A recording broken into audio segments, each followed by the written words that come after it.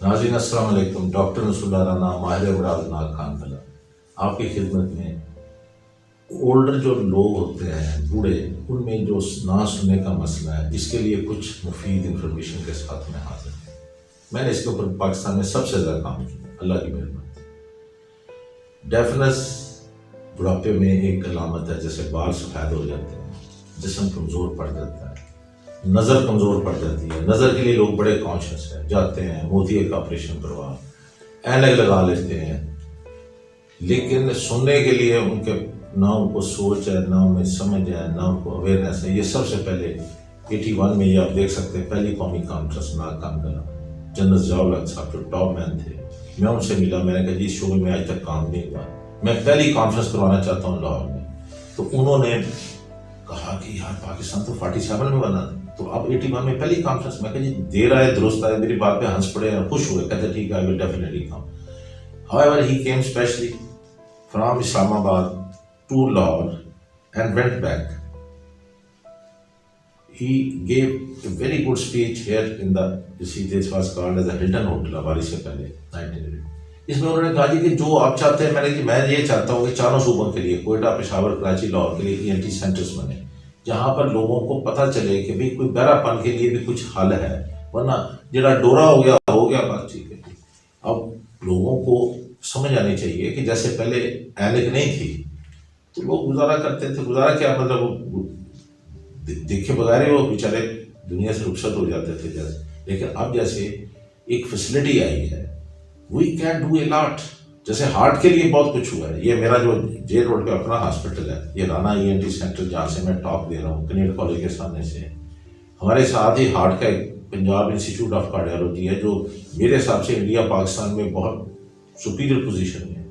मैं इंडिया में भी गया हूँ, मैंने बांग्लादेश में मैं गया हूँ, श्रीलंका में भी। हार्ट का बड़े ही कम हॉस्पिटल होंगे जो इस लेवल पे मैंने देखे।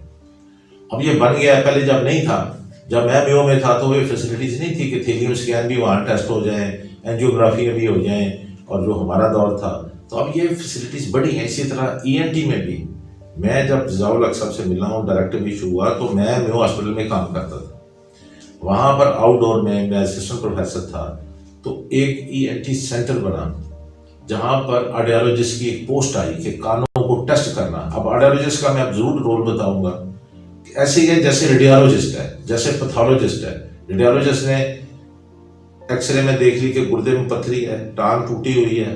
इसी तरह जो कानों के बहरापन के तशखीस के लिए ऑडियोलॉजिस्ट ने अपना जो भी मुख्तलिफ टेस्ट होते हैं, ऑडियोमेट्री जिसको कहते हैं, प्योर टोन ऑडियोमेट्री होती है, और बेशुमार को बहरा टेस्ट होता है छोटे बच्चों के लिए। उसके बाद जो ट्रीटमेंट पार्ट है वो ENT स्पेशलिस्ट का होता है। इलाज करना उसका काम, आला लगाना उसका काम है, उसने उसको आला डिस्पेंस करना है, जैसे एक प्रॉपरली एक प्रोसीजर के तहत। ये नहीं है कि जहाँ से मर्जी आला पकड़ के लगा दिया, पर एक प्रोसीजर। इसी तरह मैं ये कहूँगा कि ये जो बूढ़े लोगों में जैसे ऐनक लग जाती है, अक्सर बूढ़े आदमी हाथ में लाठी लेके चलते हैं, इस तरह गार्ड फॉरबिड में अगर उनकी समाज भी अमूमन 60-65 के बाद नीचे आ जाती है, सुनते नहीं हैं।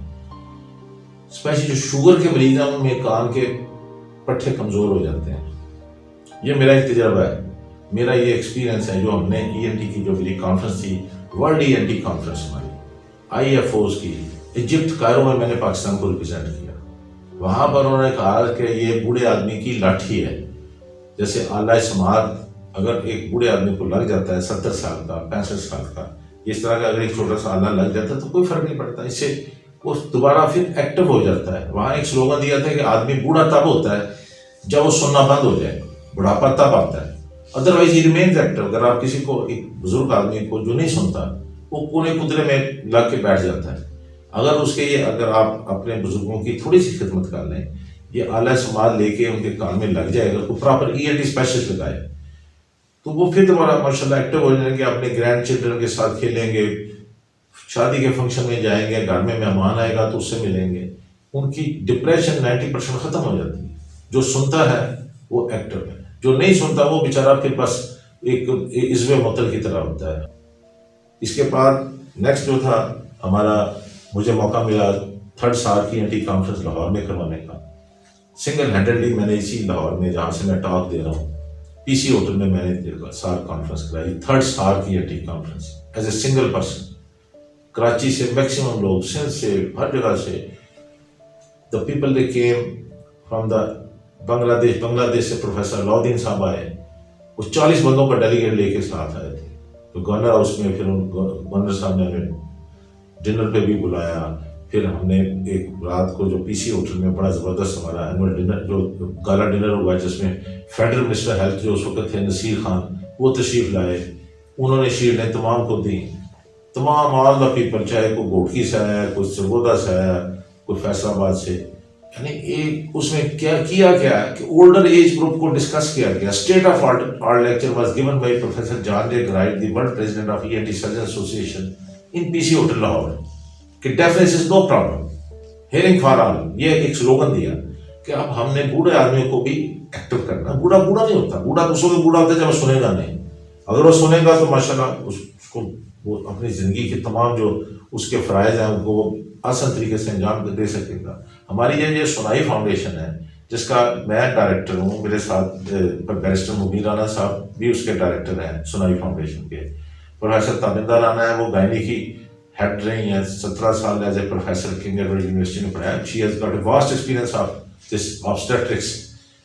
پرابلم یہ ہوتا ہے کہ جب عورت پریگننٹ ہوتی ہے، پہلے تو ہے کہ میرج کاؤنسلنگ کے لیے انہوں نے زور دیا کہ جن فیملیز میں آلریڈی گونگے میرے بچے ہوں وہ تھوڑا سا ہٹ کے باہر شادی کریں. پھر اس کے بعد پراپر ان کی باقی مینجمنٹ ہے.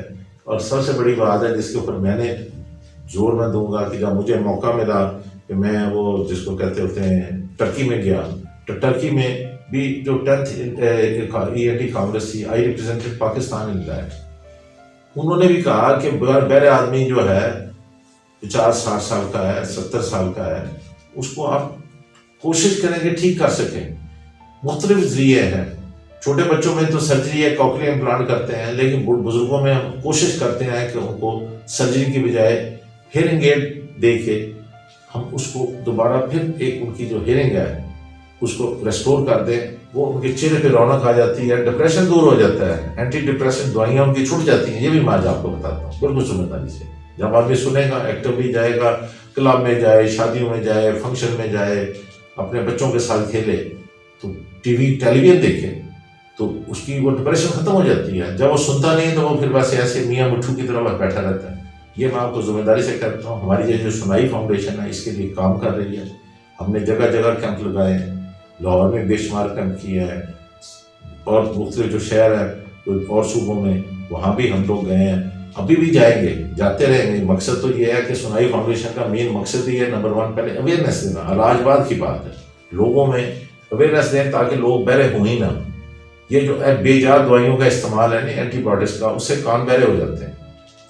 اس خاص طور پر جو ٹی بی کے ادویات ہیں اور کنین وغیرہ، they are very much notorious. اس سے نرو ڈیفنس ہو جاتی ہے، سننا بند ہو جاتا ہے. میرے پاس پرسوں بھی پارپٹن سے ایک پیشنٹ آیا تھا کہ جی میں نے ٹی بی ہو گئی سی، میں ٹی بی دی دوائیاں کھا لی، پہلے کو ٹیکے لوائے تو بس سننا ہی بند ہو گیا. دوسرا مریض میرے پاس لسبیلا سے تھا. تیسرا مریض میرے پاس گوادر سے تھا. پھر ٹھٹھا سے بھی مریض آیا.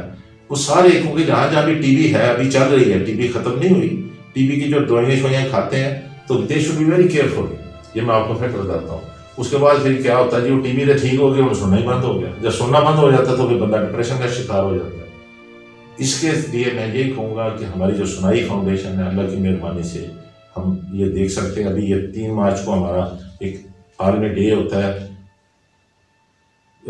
کانوں کی عالمی سماعت کا دن، جس میں آپ دیکھ سکتے ہیں میری بھی فوٹوگراف ہے. میرے ساتھ بیرسٹر مبین رانا صاحب بھی بیٹھے ہوئے ہیں، ساتھ ہی پروفیسر تابندہ رانا صاحبہ بیٹھی ہوئی ہیں جو گائنی کی ہیڈ رہی ہیں کئی میں. ہم سب نے ٹاک دی، وہاں پر بے شمار لوگ آئے ہوئے تھے پی سی ہوٹل لاہور میں، کہ یہ عالمی سماعت کا دن ہے. ہم نے اس سال کے اندر کیا کرنا ہے، انشاءاللہ ہم کیمپ بھی لگائیں گے، فری ہیئرنگ ایڈ بھی دیں گے ٹو دی پاسبل ایکسٹینٹ. یہ نہیں کہتے کہ ہر بندے کو ہم دے سکتے ہیں، وہ تو پاسبل نہیں ہے، لیکن ٹو دی پاسبل ایکسٹینٹ جتنا کوئی کر سکے انسان کو حصہ ڈالنا چاہیے. جیسے ایک نعرہ تھا ایجوکیشن فار آل، اسی طرح مجھے بھی ملائیشیا میں یہ دیکھ سکتے ہیں، میری انگلش نیوز پیپر میں آیا ہوا ہے کہ doctor Rasool Allah Rana accept the challenge for Pakistan. یعنی پاکستان میں پہلی دفعہ اس چیز کو ہیئرنگ فار آل کے اوپر میں نے کام کیا ہے، اور اللہ کی مہربانی سے آپ دیکھ سکتے ہیں یہ میری امریکہ میں نیو یارک میں بھی میں نے ریپرزینٹ کیا پاکستان کو، وہاں پر بلکہ انہوں نے سننے کے ساتھ کانوں میں بعض اوقات شور کا بڑا مرض ہے، وہ شور والے مسئلے مسائل بھی جو ہے نا اولڈ ایج میں بہت ہے، تو اس کے لیے میں نے وزٹ کیا the tinnitus and balance clinic New York. انہوں نے مجھے ایک چھوٹی سی ماسکنگ ڈیوائس بتائی جو میں نے اب آ کے لگائی ہے 3-4 سالوں سے، تو 10 میں سے 6-7 مریض ٹھیک ہو جاتے ہیں 70%. یعنی وہ جو ادروائز کوئی خاص اس کا تسلی بخش علاج نہیں ہے ٹنائٹس کا، کوئی خاص کہہ کہ یہ دوائی دے دی تو وہ ٹھیک ہو گیا، تو البتہ اس کے ساتھ میں نے دیکھا ہے کہ اس کا کوئی سائیڈ افیکٹ ہے، یہ ماسکنگ ڈیوائس سے مریض کی زندگی بہتر ہو جاتی ہے. پھر اس کے بعد آئی ہیڈ گان ٹو دا آرلینڈو میں پروفیسر جینیفر جو ہاؤس کلینک جو دنیا کا سب سے بڑا اور سب سے ٹاپ کا ایئر کلینک ہے، وہاں کی انچارج ہے اور پوری دنیا کی پریزیڈنٹ ہیں، انہوں نے بھی مجھے پھر کچھ بتایا ڈیفنس کے متعلق. پھر انہوں نے مجھے ایک چھوٹی سی ڈسکری دی کہ کوکلیئر امپلانٹ اپنے علاقے میں لوگوں کو بتانا شروع کریں. Thank you.